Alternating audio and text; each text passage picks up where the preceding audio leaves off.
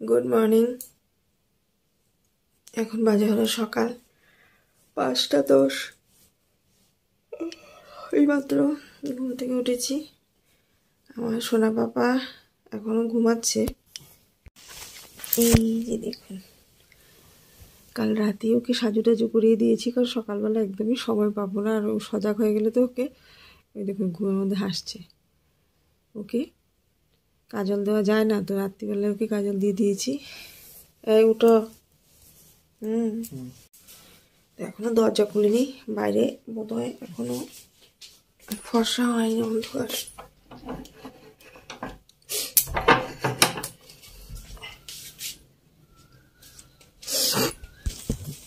বাইরে পুরো অন্ধকার, এখনো একদমই আলো ফুটেনি, একদম অন্ধকার।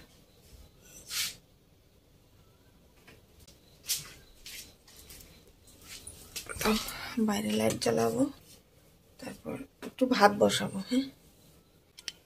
হ্যাঁ বাবা, বাবা, বাবা, একটু দরজাটা খুল।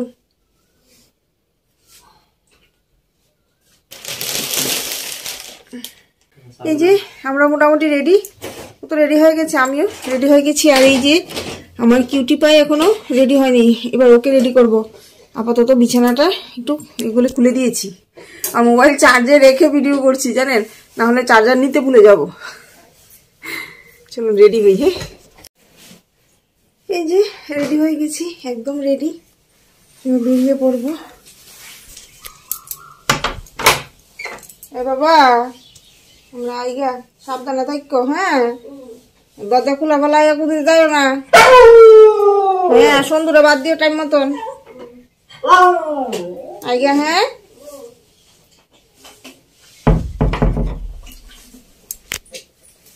ওখানে কি বেল দিয়ে লইবা রে? এখনো ঘুমাচ্ছে, তারপরে তো বেরিয়ে পড়বো। গেলেও কি নিয়েই যেতাম, যে কোনো একটা ব্যবস্থা করে, বাট ও যাবে না, কি করবো, রেখে যাবো সেটা একটা চিন্তা। এই যে আমরা রেডি, আমরা বেরোনোর জন্য একদম রেডি। চলুন বেরিয়ে পড়ি। হ্যাঁ সবাইকে টাটা বলে দাও, বলে আমরা ঘুরে আসছি, তোমরা পাশে থেকো, আমাদের ভিডিওগুলি দেখো, ভালো লাগবে। দেখুন সন্দেশ কিভাবে চিৎকার করছে, ওর জন্য ভীষণ খারাপ লাগছে জানেন। বোবা প্রাণী, ওকে ফেলে যেতে বেশি কষ্ট হয়। বাবা আই রে,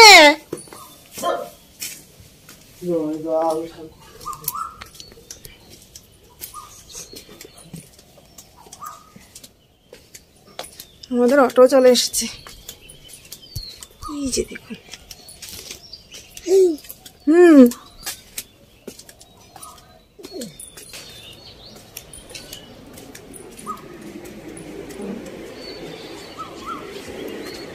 ও কাকিমণি, ও কাকিমণি, ওই দিক দিয়ে দিক,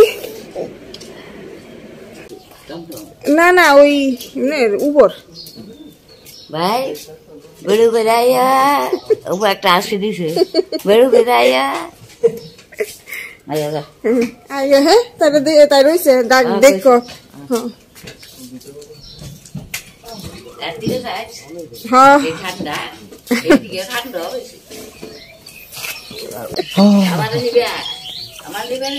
বলে আরেকবার, আমি বড় এলোই 3784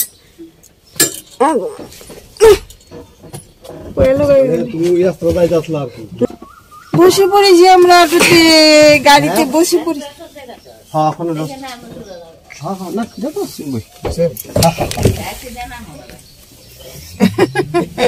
আইগা। হ্যাঁ রেল স্টেশনের রাস্তা আছে, হ্যাঁ আমার বাড়ির রাস্তা আছে,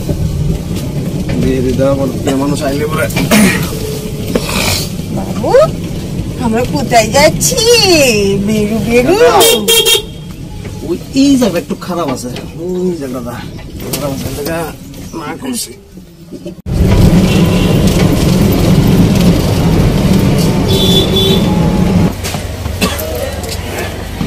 কত হয়েছে?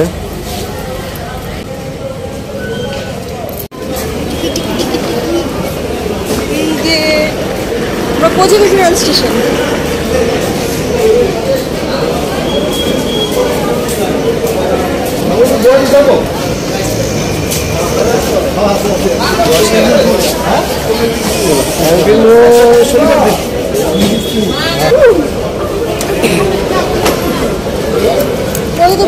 যাচ্ছি, দাদু ভাই বেরু যাচ্ছি।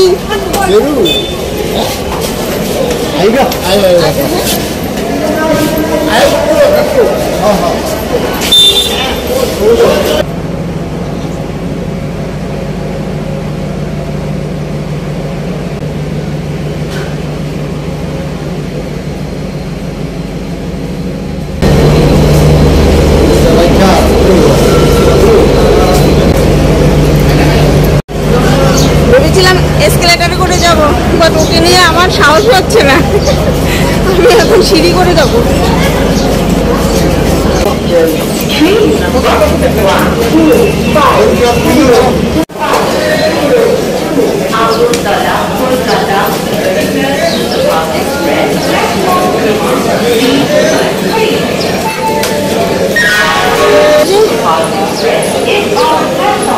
এখন আমরা উঠে পড়বো। চলে এসছি।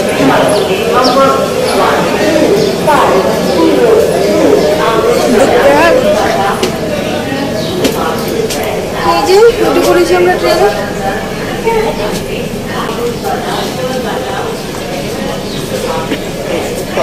হ্যাঁ যে শক্ত। কোন দিকে গো?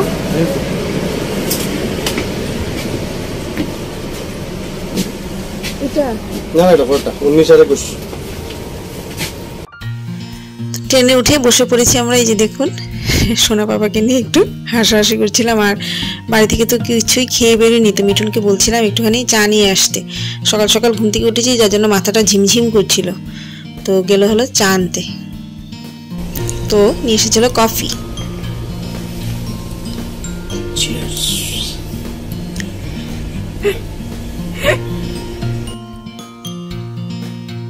তো এবার দুজনে বসে কফির কাপে চুমুক দিচ্ছিলাম। আর রেলে বসে এভাবে চা বা কফির কাপে চুমুক দিতে বেশ ভালোই লাগে। শুধু শুধু মুখে না ট্রেনে বসে থাকা যায় না, একটু চা কফি এটা ওটা না খেলে ভালোই লাগে না। তারপর সোনা বাবা ঘুমিয়ে পড়েছে, তো ওকে একটু ফিট করিয়ে আমিও ওর পাশে শুয়ে রয়েছি। আর মিঠুন চলে গেছে হলো উপরের সিটে, ও গিয়ে এখানে একটু রেস্ট করছে। তারপর ওকে পাঠিয়েছি কিছু খাবার আনতে। দেখুন কেক আর চিপস নিয়ে এসেছে। তো প্রচণ্ড খিদে পেয়ে গেছে, আর তখনও নাকি কোনো খাবার পায়নি, যার জন্য কেক আর চিপস এগুলি নিয়ে চলে এসছে। আর এই যে দেখুন সোনা পাপাকে এখানে একদম চাদরে মুড়িয়ে দিয়েছি, কারণ এসি ঠান্ডা লেগে যাবে। এই যে দেখুন শুধু মুখটাই দেখা যাচ্ছে, খাবার নেই। প্রচন্ড খিদা পাইছে, বাট খাবার নাই।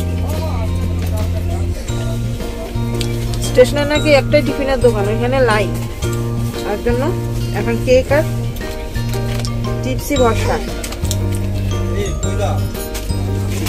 এখন হচ্ছে ধর্মনগর করিমগঞ্জে গিয়ে যদি ট্রেন দাঁড়ায়, তাহলে ওখান থেকে আবার ট্রাই করবো খাবারের জন্য। আপাতত এই খাইয়েই চলতে হবে।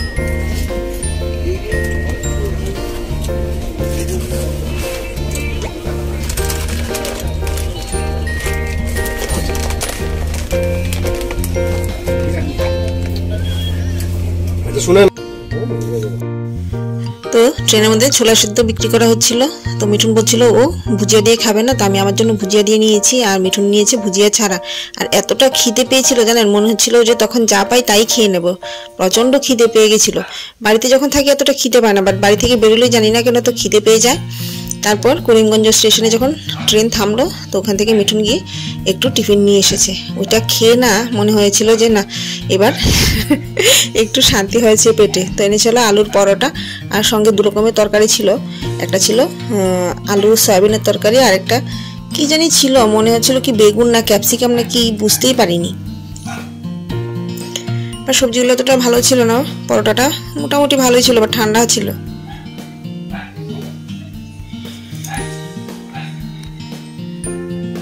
এই যে দেখুন, আর পরোটাগুলো অতটাই ভারী ছিল আর বড় ছিল যে একটা খেয়ে না পেট একদম ফুল।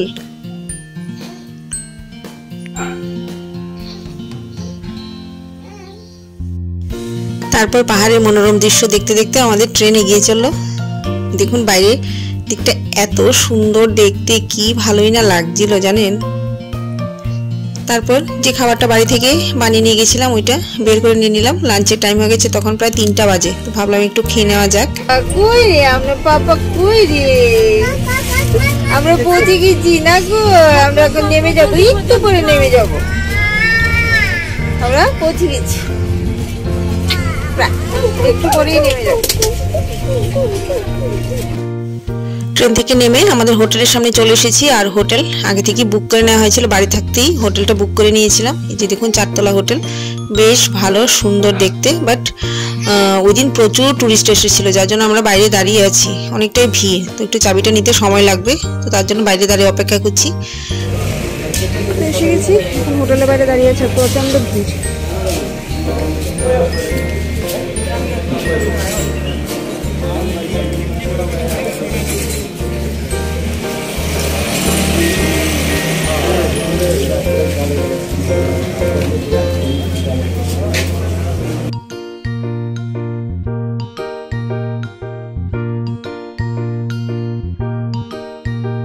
আমরা এইমাত্র হোটেল রুমে এসে পৌঁছলাম।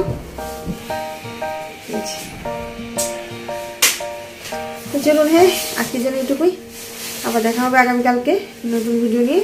আজকের জন্য আপনাদের সকলকে টাটা। আর এনার্জি নেই, টাটা। হ্যাঁ।